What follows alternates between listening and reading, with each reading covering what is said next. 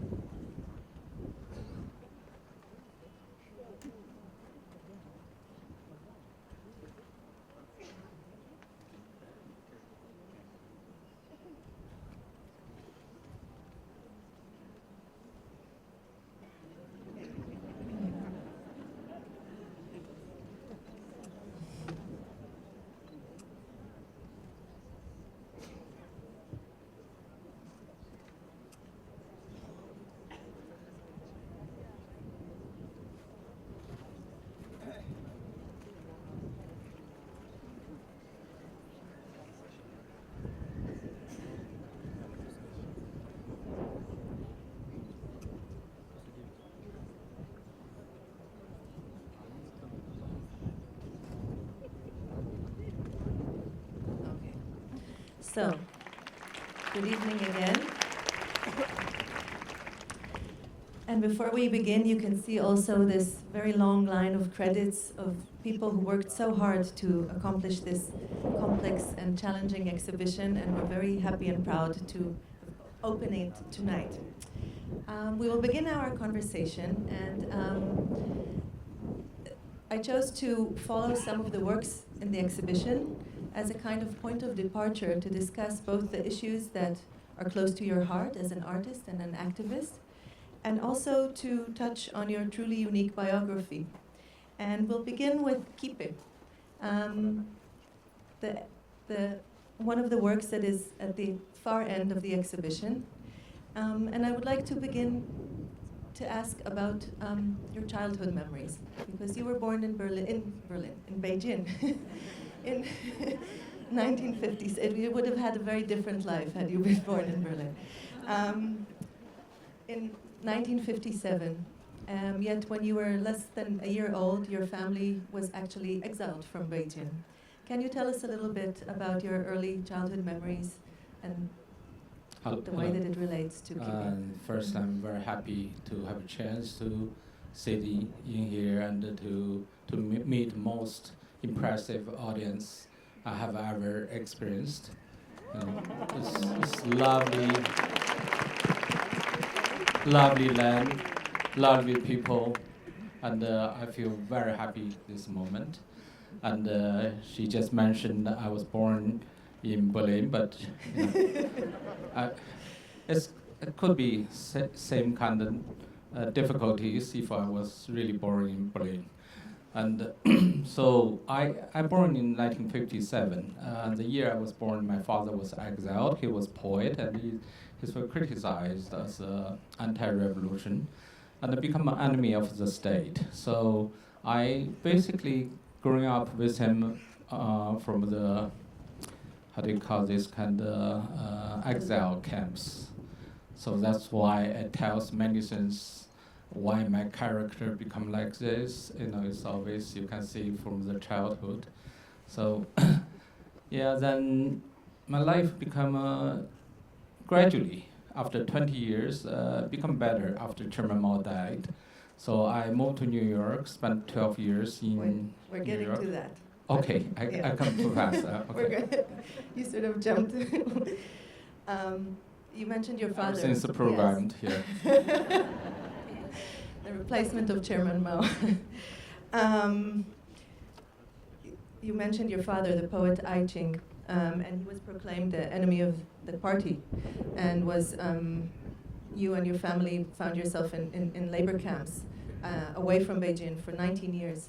And in Kippe, if we know correctly, has a kind of relationship to what your father's sensibilities in the forced labor that he was made to do, and the way that we know that he was also re-educated by cleaning the public toilets in the various camps, and also some relation to the way that he would arrange the firewood. Is that correct? Oh yes, it's very hard to talk about hard life because it's not imaginable about what life could be. So we are living a condition without light, and basically we have to dig a hole, living underground, and which is colder in the summer and warmer in the winter. So. And we have to pick up those woods in the Gobi Desert, and we all know what's Gobi Desert like here. It's geographically kind of similar situation, and so it's not easy life. But as a child, I shouldn't exaggerate it because a child basically accept all kind of conditions, and you may even have fun about those conditions. And my father is very difficult. He was studied in Paris in 1930s, first generation of intellectual, come to the revolution and made the new China, and later become criticized by his comrades, Chairman Mao and Zhou Enlai, those people, sent to labor camp. So, it's like a rewind, I have to repeat this. But he cleans the public toilet, but public toilets is not same category when we talk about public toilet in the West. It's not so many. It's nothing the same. It's muddy. It's very very smelly. If he stops one day, the next day the work will double. He will never have no weekends for 5 years. Is that enough? Yeah. Certainly. So we will move to New York. You moved to New York in 81. I mean, you got back to Beijing in 76, and you left for New York in 81. Why? To the United States. It took a while until you ended up in New York. Why the United States, and why then? Well, it's the wrong choice, but as a rebel young man growing up in China, the real enemy is the United States. So I think I want to go to the enemies, to just, because I hate everything that happens in China. And many of my friends are being put in jail, like Wei Jingsheng and many people. They're first generation of the liberals who asking for democracy reform. And of course, state will not treat them lightly and give them a heavy sentence. And today, if you also, it can be the same thing. Basically, China changed a lot economically, but politically, it's still the same. You cannot really criticize the political system. You have to risk your life. And those years in New York, in what way did they open up new doors for you artistically, or? Well, New York opened up new doors by closing all the doors in front of me. I as a young student, I have no chance to make it in New York in the 1980s. Of course, I would visit all the galleries, all the museums, and MoMA. That's James' old location. I've been there 100 times, and I know every piece. Even I'm a blind man, I can still point out which paintings is from which artist. So, but still, it doesn't help me at all. I as a Chinese young man in the 80s, it's completely impossible to not to talk about, to be integrated, to be recognized a little bit. It's not possible. And this piece, which is called Suitcase for a Bachelor, how does this? This is a very luxurious piece. It includes all what my belongings, a soup and a brush, toothbrush, and in my refrigerator there's only some, how do you say, the films. That time I take some films, photographs. And this was it? Yeah, that was it. Yeah, a photon on the on the floor. Mhm. Yeah. And what made you go back to Beijing in '93? I really feel there's no chance for me to New York is a great city, but it doesn't need me. It's not possible. It's too great. So my father was dying. It's in hospital. I have to decide. After 12 years haven't seen him, I become softened. I said, this is the last chance. If I have to go back to China, this is probably the last excuse. So I decided to go back to China.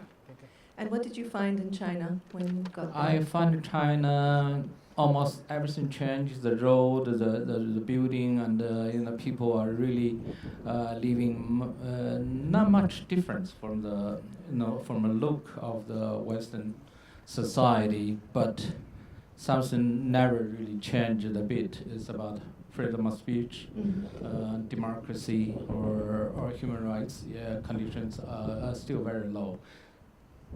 I want to show one of the works in the exhibition, which is a kind of double take on your earlier piece of dropping a Han Dynasty jar, which you now made out of Lego. And this action or performance was actually done in 1996 and documented, and now you remade it in Lego. And I want to ask two questions. One was, what was the significance of this action at the time, at '96? And then we'll talk about the Lego. I went back to China, and I never think I can make it as an artist, so I started collecting. And it's best time for collecting in China. With a few $100s, you really can buy museum pieces. And people, because such a vast development, people have a lot of fundings. In China, almost every shelf you dig in, you can find something there. So like in the market, Jerusalem, I would bring in a lot of stuff. And so I took that photo. It's not really so iconic photo. It's just for fun, actually, to testing my Nikon f3 camera, so to see if they can have this fast reaction. And I took it in 1994, 5, but stayed never been published till 10 years later. That time I start to have exhibitions, and I don't have enough work. So I think this triplex is nice. It's one work, but it's three. And at that time, I only made an edition of the 6 because I know I would never sell 6 pieces. And Little did you know. Of course, it's a regret later. You can sell 60 pieces. So till one day I had some problem with Lego company. I said, okay, that solved my problem. I can make Lego ones. Artists always think about money and market. I'm not so different from them. But why Lego? Lego is something beautiful because my son plays it all the time. Everybody knows what's Lego alike. And we have so much Legos. The only problem is that when I want to borrow my son's Lego, it takes him like a few days to think about it and decide, okay, you better buy the Legos. So I go to Lego companies, and by then I don't know what's wrong with them. They said we don't support political works. That's really a political statement. So I had a little argument on the social media, and people, about a dozen museums supporting me said, let us give you our spare Legos, It's just some plastic, which is true. And I think it's a beautiful idea. Everybody can make it. I give it the design, you can make it, he can make it. There's no difference. I think the beauty is we can finally kill this kind of habit from the artist, but to make it very industrial looking. If we move on to, and this has to do with industrial or production of the sort of building blocks of some of your work, I want to talk a bit about scale and labor, and regarding two of the biggest works in the exhibition. One is Sunflower Seeds, which was first exhibited in Tate Modern in 2010. and also the amazing carpet, soft ground, which was first exhibited in Haus der Kunst in 2009. And both involve, I mean, they're both vast.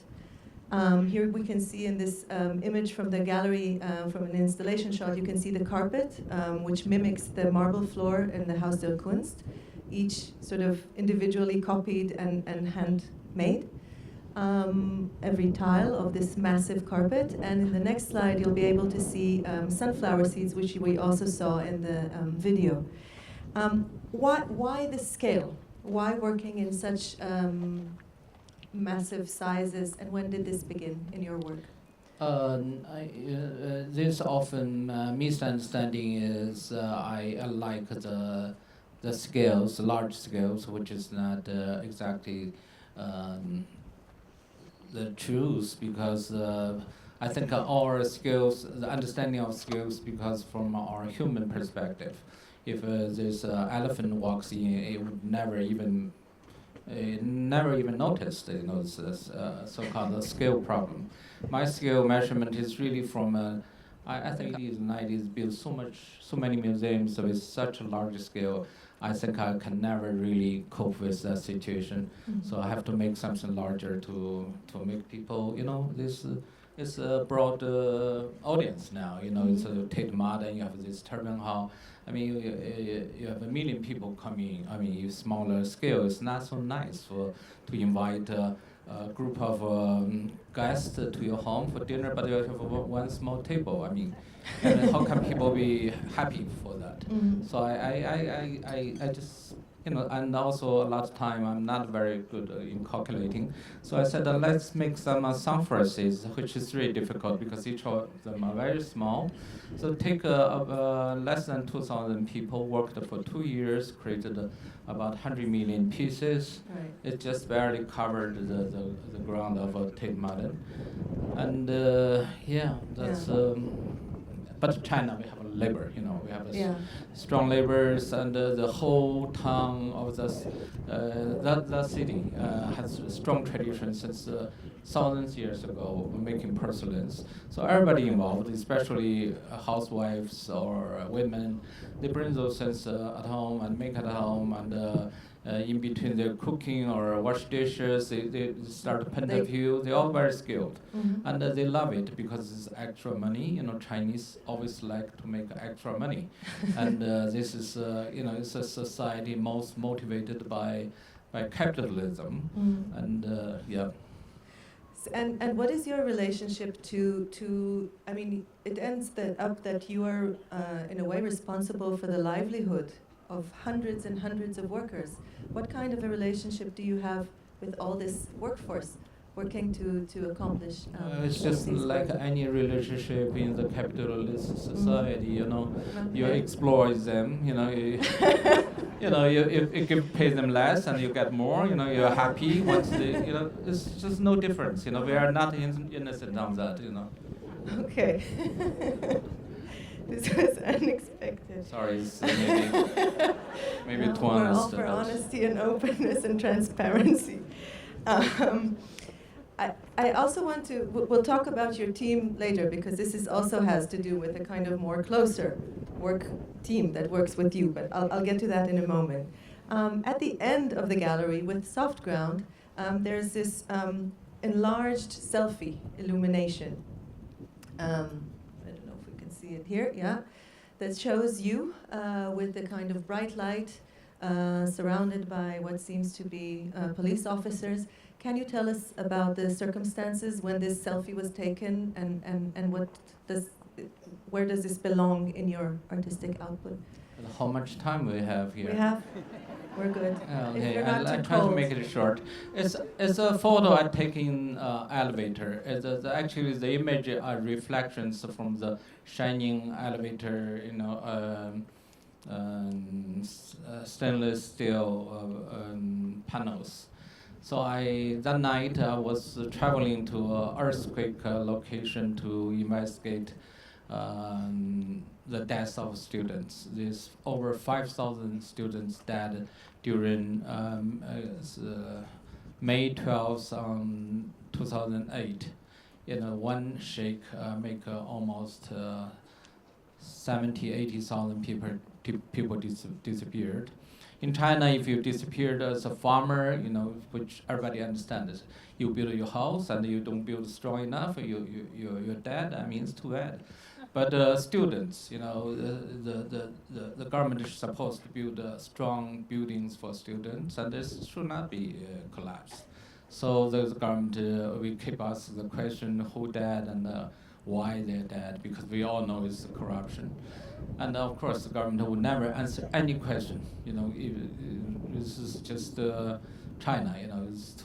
So for individual to ask any question is already as a sign of anti-government.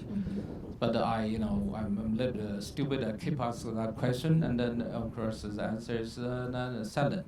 So I said, let me make an investigation. So on internet, I was just getting on internet for a few years. I feel I can do anything on internet. So which is true. This miracle happened. We had a group of activists or young people said, let's do it together. So we start to go to this very remote area in Sichuan, and going through village to village, town to town, just trying to make interviews of those, parents of these victims. Then finally we gathered about 5,000 students, their age, their name, their birthday, who their parents is, and each day I post what the new findings on my internet blog. My blog catches very, very strong reactions in China. Finally, they have to shut it off. Since then, 2009, I would never have my name even to be tapped in Chinese internet. The words, illegal words being used will come out if you tap my name there. So I become suddenly disappeared. But this photo takes during a court section. They sentence one of our colleagues. So I try to become a court witness to prove his activity is relevant and it's based, this truth of base. So 3 o'clock in the morning, police comes in and kick down the door, and I was hit by one police, and caused me brain hemorrhage.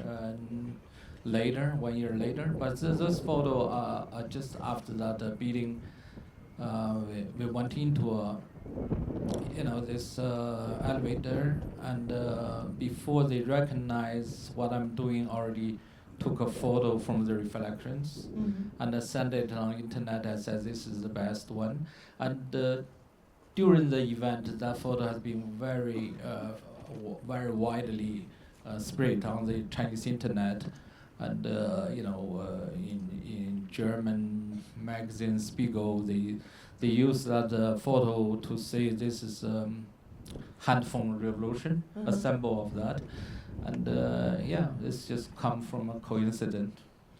So this becomes a kind of focal point in a way for the yes, entire it's show. quite an extreme situation. My T-shirt was tear and broken, and I was just being beaten. So. Yeah.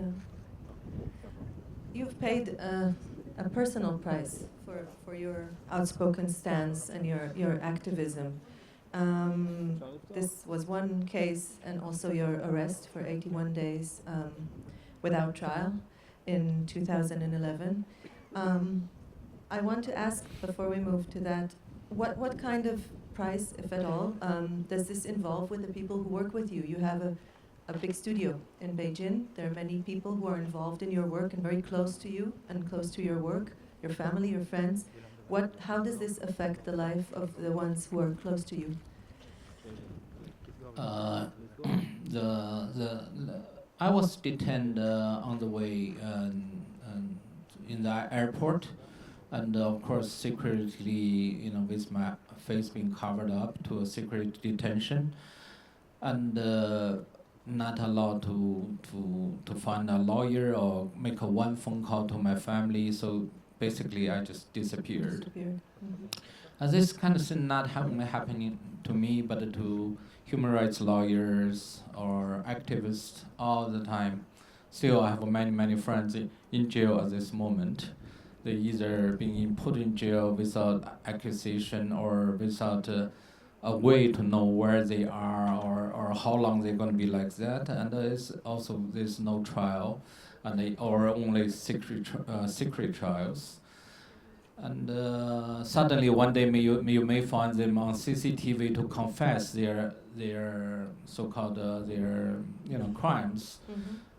So you're living in this kind of society, and of course the people around me, my family, my mom, and my son, all the people next to me, my girlfriend and the people, they're all worried. They all worried so much because simply they don't know where this guy is, what kind of conditions under. And after 81 days, I got released. There's no clear, of course, there's no trial, but also no clear explanation for what reason. They keep trying to interrogate you to see your subversive state power, subversion of state power. But it's only through my articles on my blog. So I think I deserve it because, only because somebody like me is very dangerous to that kind of society. I can see the fear from my so-called enemy's eye, how much I really deserve it. And still, I think 81 days is they're a little bit underestimate my possibility. Yeah, but yeah. Do they fear you as an artist or as an activist? If this, in what way is your art part of this for I them? think what they fear. I often ask what they really fear, and I'm an artist and I'm an individual, and my voice are very limited compared to all those actors, actresses, and all those gossip news. But I represent freedom. Mm-hmm. The freedom means you can think the way as you want, and you can make judgment as by yourself as individual. And you're not going to listen to anybody on that matter because that belongs to you. And that little information really make them really afraid because they are so good in brainwash. They're so good in controlling all the media, all the newspaper, television. They're very successfully doing that. Yeah. But with one guy who is ruthlessly and relentlessly exhibit the kind of behaving of very unpredictable and ridiculous, and but at the same time so powerful. So I think that they're afraid of that. So let's see the wallpaper, which has a relation to that, which is titled "Animal That Looks Like a Llama But Is Really an Alpaca," and it has an imagery that has to do with sort of surveillance, control, censorship, etc. Can you? Yeah, it's about a wallpaper dealing with surveillance. We all know surveillance, what it's like. It's a power which make himself become more powerful because they can get into your privacy, that they know your living patterns, and they know exactly how you will behave, and it's so easy to control. So that is in China, in my living compound, is Chaochangji 258, would have 2,000 surveillance cameras. How much? 2,000. I asked them, why you have to have so many, They said, this belongs to 3 different systems: public security, local security, and Beijing. I don't know. It's why 3 system. I don't really know. I mean, it's very. If one It falls makes asleep, sense. Very complicated, but of course they don't trust anybody. Any system, and also I feel. Constantly being watched. If I go to the park, we find somebody behind the bush. We eat in restaurant. The next table would only order ice cream and tea and would not really enjoy the food because the food is too expensive. They cannot really get the money back, if they go back. All those secret police. And yeah, my son are very familiar with them. They just follows you in the train station, in the theater, in the hotel lobbies, in anywhere, and which make you feel very safe. Truly, because it's not almost nobody can really touch you because those people are watching there. Okay, that's a positive spin on the situation. That's true. But you mentioned the term privacy, and I want to ask in relationship to one is this kind of government control and following and surveillance, but then there are two other aspects of invasion to privacy. One is inflicted on you by your many admirers and people who want to take a photo with you, who picture you. So it's a kind of something, sometimes they're polite and they ask, sometimes less so. And the other one is a kind of self-inflicted mode of exposing your private life with the pictures you post on Instagram. How do these kind of three different modes of watching you or seeing you or exposing you affect your notion of privacy? I think when they start to watch me, which is not their rights. I mean, they should not. They just abuse their power. So that's really it's different from a people-friendly approach me for a selfie or conversation because that's a moment I want to give. I'm a man that have a lot to give. I'm very rich on that. So I can never really finish my gratitude to the people in supporting freedom of speech. I mean, I don't even have much time to really pay back that great attitude of that. So I don't think that's a problem. And yeah. Because when seeing the way that you use Instagram in a way, I feel that it's like a little bit saying to the government on one side, you don't have to follow me. I'm providing it's true. this I was information. living. I'm very dangerously. Then I realized the best thing to make me safe is always expose myself under the spotlight.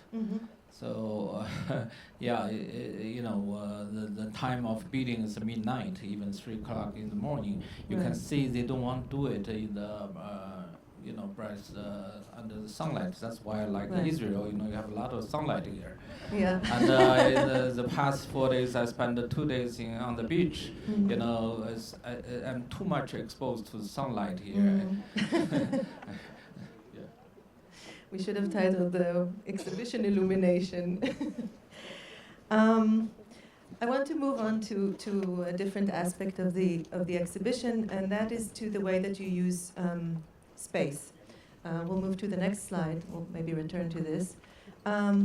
You're an architect, also among the many things that you do, and yet when you one of the surprises for us in working on this exhibition was your insistence that the gallery space will be natural, meaning no plaster walls, no exhibition design, but actually to give the sort of very elementary qualities of the space. In this case, we really gained beautiful daylight in the gallery. What is the sort of thinking behind this approach on the way that you work on your exhibitions? Maybe because I am an architect and I'm very sensitive of how to have my work intruding to a space which is not really beautiful for me. It's by some kind of coincidence I can temporarily use that space, and very often I pay the highly respect to the original existing buildings. In almost all of my shows, I ask them to open up the skylight, because most artists hate skylights. They think it will hurt their paintings. I'm the artist, nothing would hurt my work. Even I try to smash it, it only become more expensive. So, I'm very different directions. I ask them to turn down those fake walls and, just to accept the maximize the architecture possibility. And I'm against so much from it. Many people go to a museum and say, oh,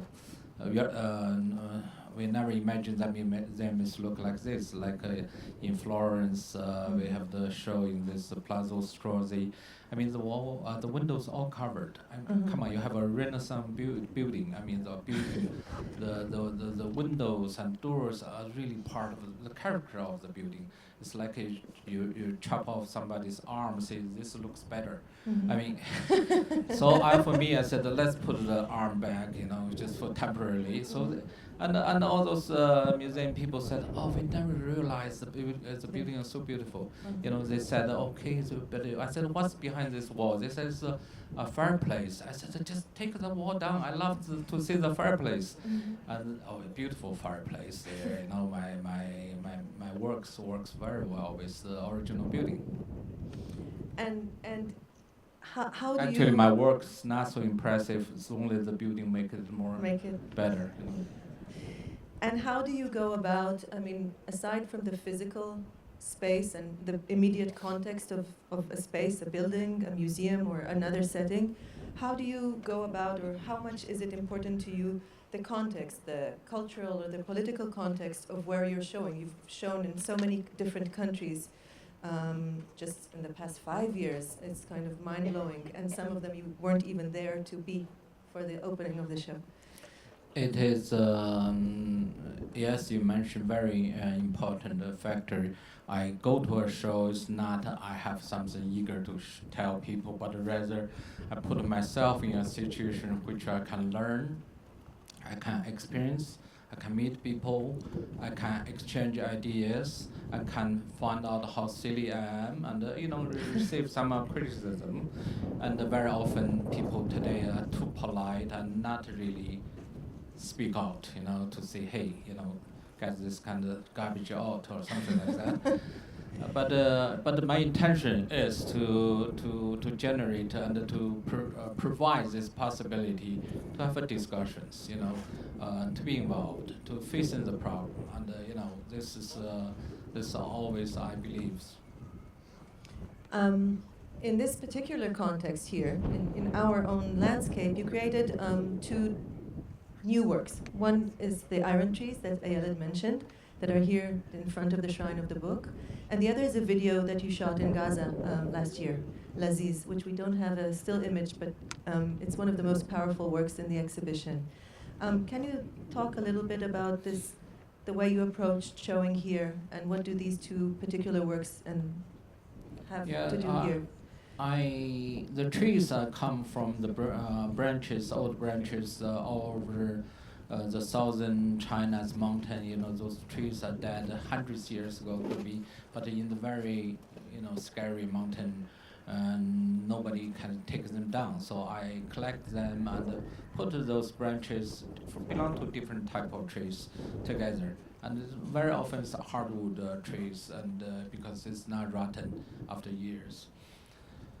And create a kind of tree-like structure, so, but people always believe it's a tree because it looks like tree and the details like tree. If you burn it, it really catches the fire. And so I do works like that, but this two iron tree really come from people, collectors asking me, I love your tree, but I want to put it outside of my garden, which is understandable. Who's going to put a large sculpture in the room? The room is so expensive, but they always get land, and it will always look empty, and and I have to create something like that. So I did that. It became very popular, and suddenly it just can disappear. And I hate my work stay in my studio. When it disappear fast, I'm happier. And so these two trees, I I made for it just come out. It's still, if you touch it, it's still a little bit hot, and I said I want to exhibit it, and you know, Jim says one, just one. One tree. You know, Yeah. he said one. I said why? And he said one and a multiple. That should be the title of the show. I said, are you sure? He said, yeah, maybe or maybe not. You know. So I said, okay, two. We have to have a two. So he's kind of not so convinced, but I'm so sure we need two here. And so we set up two, and today he told me that two makes so good. Right. You know, without two, you don't even know one, even so one. Right. You know, so I think he's right. You know, even. Yeah. I think we all were happy to go with your intuition. We all felt at a certain point, well, maybe one is enough, but you were right. Two works better. It wasn't two for the price of it one. It takes was two for the two. price of two. But It always Yeah. takes two. yeah, You know. yeah. You know, if we talk about God, it could be one, but nobody even Right. trusts the same one. Yeah. So let's Yeah. say two. Okay. So we can have an argument. Yeah. And about I visited Gaza exactly 1 year ago. That's the time I met this director, and he's so passionate to lead me through this. You know, I have no time. I come for the refugees, and he said, no, you have to go through this museum. I feel very frustrated, because as you see, a museum director act like just being employed like yesterday, and going through all the items in the museum in like less than an hour. And since I have a long preparation for the the old classic Art. antiquities, so I found a tremendous treasures in this museum. You know, I never heard about this museum, sorry to say. And I come for the refugees, and I want try to get in Gaza, and which I realize is something impossible almost. So let's not talk about museum. I went to Gaza, and I only possibility comes, they refuse. They say you can never go to there. I said, okay, I will put on my internet, and I will stay here till maybe you'll let me go. Mhm. Then the midnight they said you go. I give you the visa. So I think it's nice. Maybe not.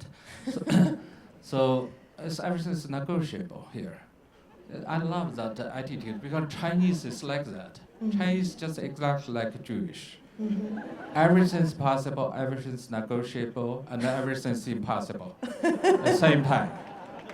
So I'm so used to that.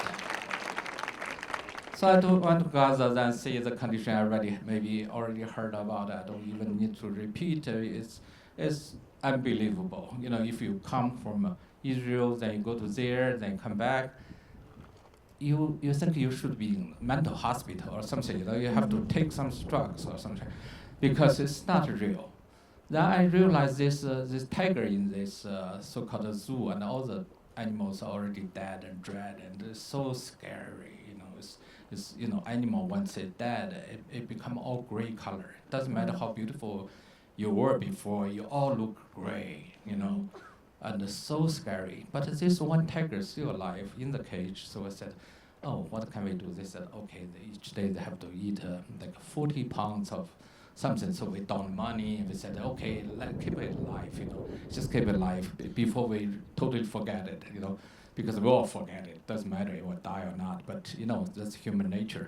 But our short memory span, just keep it alive till we have something occupy our mind again. So it was alive, and then we contacted this Full Palm organization, and they worked with Israel.